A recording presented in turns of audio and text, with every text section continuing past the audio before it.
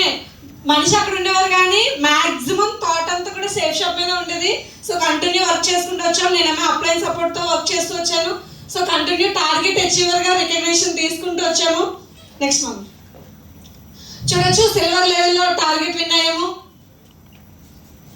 అయితే ఇక్కడ ఇక చూడొచ్చు, గోల్డ్ లెవెల్లో ల్యాప్టాప్ టార్గెట్ విన్ అయ్యాం అనమాట. అప్పుడు కంపెనీ ల్యాప్టాప్ టార్గెట్ ఇచ్చింది, ల్యాప్టాప్ విన్ అయ్యాము గోల్డ్ లెవెల్లో.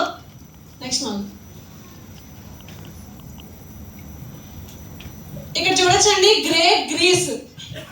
ఇక్కడ గ్రీస్ టార్గెట్ విన్ అయినప్పుడు అయితే యాక్చువల్లీ అప్పటి వరకు నేను బ్యాంకాక్ టార్గెట్ మాత్రమే విన్ అయ్యేదాన్ని. ఎప్పుడు కూడా అక్కడ వరకు కూడా టాప్ టార్గెట్ విన్ అవ్వలేదు. ఒక రోజు జాగ్వార్ కార్ ఓపెనింగ్ రోజు ఇటలీ రోజు ఒక నరేంద్ర గారు అని చెప్పి అతను ఒక టాప్ టార్గెట్ విన్నారు.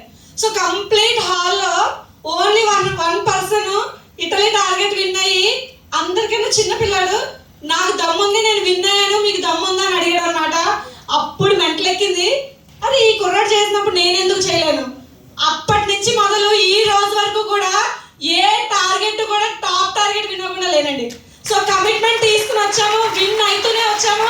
ఎందుకంటే ఆ కుర్రాడికి అయినప్పుడు మనకెందుకు కాదు.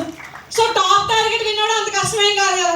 ఎందుకంటే ఒక అప్లైని చూసి బ్యాంకాక్ టార్గెట్ విన్ అవ్వాలి అని టార్గెట్ తీసుకుని బ్యాంకాక్స్ విన్ అయితే వచ్చాము. ఎప్పుడైతే టాప్ టార్గెట్ విన్ అయిన వ్యక్తిని చూసామో ఫిక్స్ అయ్యాము, ఎలాగైనా సరే టాప్ టార్గెట్ విన్ అవ్వాలి. ఒక వ్యక్తికి అయిందంటే మనకు కూడా ఖచ్చితంగా అవుద్ది అని చెప్పి కమిట్మెంట్ తీసుకుని విన్ అయితే వచ్చాము. గురించి ప్రతి టార్గెట్ లోనే కూడా టాప్ టార్గెట్ విన్ అయితే రావడం జరిగింది. ఒకే రోజు 80 డేస్ దిశలో ఉంటాయి. చాలా మంది అంటారు థాయిలాండ్కి ఎన్ని జస్ట్ 19 ఓన్లీ దిశ